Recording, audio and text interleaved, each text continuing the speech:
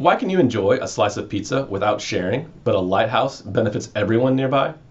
It all comes down to rivalry and excludability. A good is rivalrous if one person's use reduces its availability to others, and excludable if people can be prevented from using it. These concepts help us classify goods into four types: private goods, commons goods, public goods, and club goods. In this video, we'll define these categories and explore their significance in economics. We'll have different types of goods based on rival in consumption and excludability in consumption. So I'll define those terms now. Rival in consumption means that one person's use subtracts from another person's use. Examples would be fisheries. If one boat catches a fish, another boat can't catch that fish.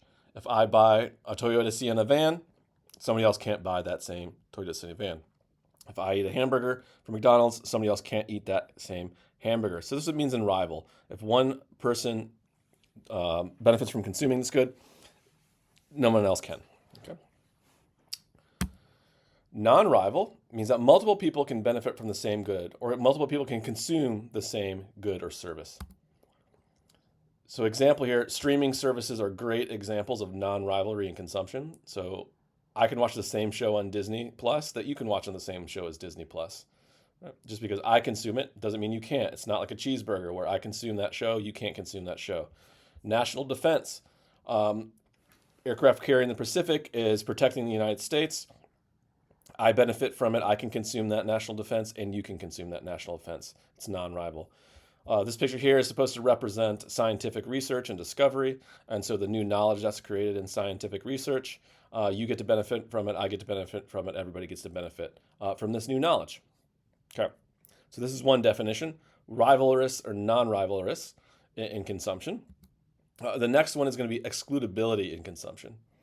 Can someone be excluded from consuming this thing in terms of if they don't pay the price to get it, they don't get this good, right? So private companies are going to be able to do really well in a market situation when they can exclude somebody, right? If you don't pay Miami tuition, you don't get to come to Miami. If you don't pay McDonald's the price of their hamburger, you don't get to consume their hamburger. So these are great examples where Toyota Sienna, you don't pay the price, you don't get it. You don't pay your Disney Plus subscription fee, you don't get Disney Plus in this streaming. At McDonald's hamburger, you don't pay the price, you don't get it. So I want to point out, like these two, Toyota Sienna and the McDonald's cheeseburger, they're rival in consumption, but streaming, remember, it was non-rivalrous. So you can be either excludable or not excludable, rivalrous or not rival. It doesn't have to fit the same categories. You can be either or. Now, non-excludability means you can't be excluded from using something, or it's very, very, very difficult, if not impossible, to make sure that if someone doesn't pay the price, that they don't get to benefit from consuming that good. Okay. National defense is a really easy one to think about. So imagine a private company trying to provide national defense with an aircraft carrier in the Pacific. They'd come to me and they'd say, well, do you want to be protected by that aircraft carrier? If so, pay this price. And so I pay the price because I want to be protected. They go to my neighbor and they say, you're not going to be protected by this aircraft carrier unless you pay the price. And they say, I don't want to pay the price. Right? They know full well, my neighbor, that, well, if they're going to protect Greg, they're going to protect me as well. Right? And so it's very difficult to make sure someone doesn't benefit from that aircraft carrier in the Pacific unless they pay the price. So it's going to be very difficult for a private firm to provide a national security or national defense because of that. This one's supposed to be clean air. It's very difficult to prevent someone from consuming clean air unless they pay the price for that. Over here, this is what I'm thinking of fisheries, like big fisheries out in the middle of the ocean. I think the tuna fisheries or cod fisheries. It's very, very difficult, if not impossible, to limit someone just getting on a boat from anywhere in the world and sailing to where that fishery is and catching fish.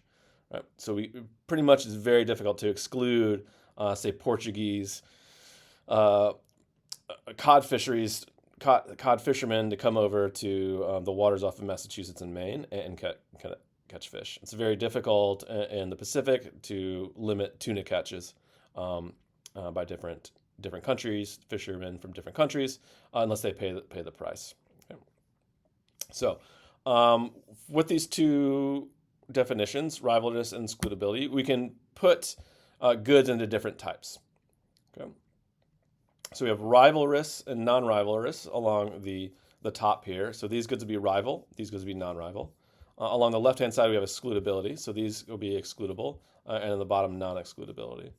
So private goods are going to be both rival and excludable.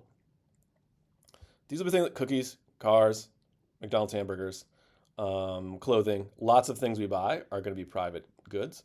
Market's going to do pretty well at providing these goods on the absence of externalities. Okay. Something that is excludable but non-rival would be something called a club good. Cable TV was like this. Toll roads are like this. I should say non-congested toll roads are like this.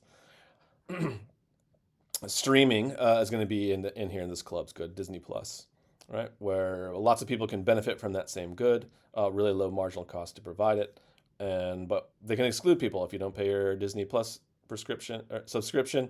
You don't get to benefit from that good. Club goods, oftentimes markets can provide these really well. There's some situations in market power where they can't. So we would look at that market power in the monopoly chapter. All right, so these two are not going to be the ones we're going to be focused on in this chapter. We're going to focus on these bottom two. These are both going to be non-excludable.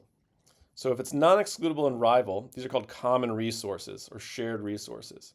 These are going to be, think the fisheries, right? Where if one fisherman catches a fish, another fisherman can't, but it's very hard to exclude someone just taking a boat and going out there and taking it. It used to be, putting chemicals into the waterways in the United States. If you're from Ohio, you might have heard that back in the 70s, the river in Cleveland caught on fire because there were so many factories that were putting chemical waste into the river that the water caught on fire, which was crazy, right? That's it's going to be a common resource of this waterway. People would want to fish in it. Some people were farming mollusks in it and things like that, benefiting from this river, and the factories were dumping things in, overusing. Public goods are going to be something where they're non-excludable and non-rival. So you can't exclude somebody like national defense, and many people can benefit from it. So these are going to be left for underfunding, as we'll find out, where these are going to be underprovided public goods because it's really hard to charge a price for something. So lots of times we'll have some sort of government intervention to fund these things, national defense, scientific research, etc. So these bottom two are going to lead to market failures if the market tries to provide them, and we'll talk about ways to fix them.